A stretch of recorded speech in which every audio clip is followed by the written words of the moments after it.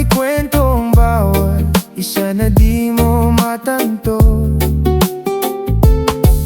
Madaling tumuro gamit ang daliri, pero may tatlong babalik sa sarili.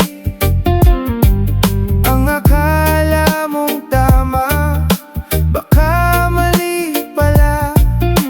Iba ang pananaw ng bawat isa. Tingnan mo muna ang sarili bago husgahan ng katabi. Hindi lahat ng tingin ay totoo. May dahilan ng bawat tao. Respeto ang ating piliin, pag-ibig ang laging dalhin. Kapag nagsimula sa sariling puso, mas kaganda ang takbo ng mundo.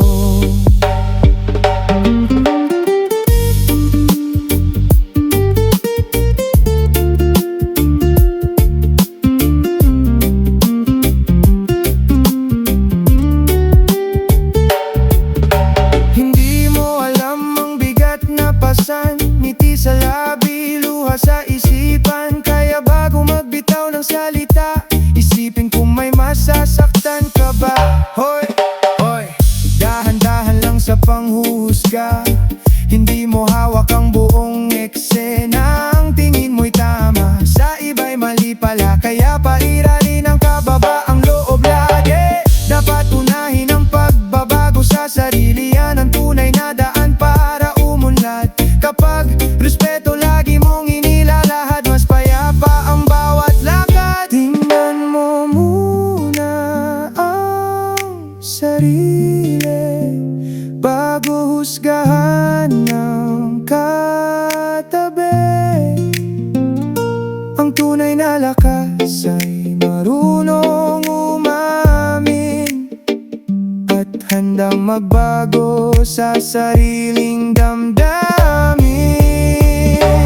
Masaya ang tugtog, pag-ibig ang mensahe, kapayapaan ang ating ihatid palagi.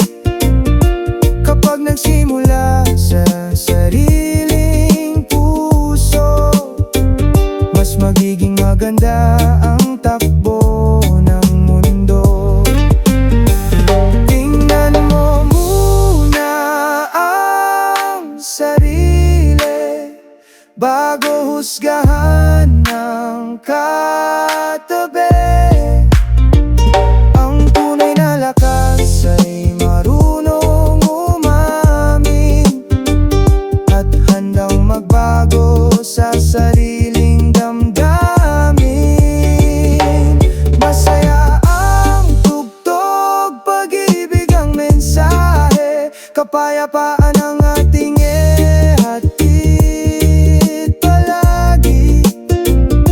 Kapag nagsimula sa sariling puso, mas magiging maganda ang takbo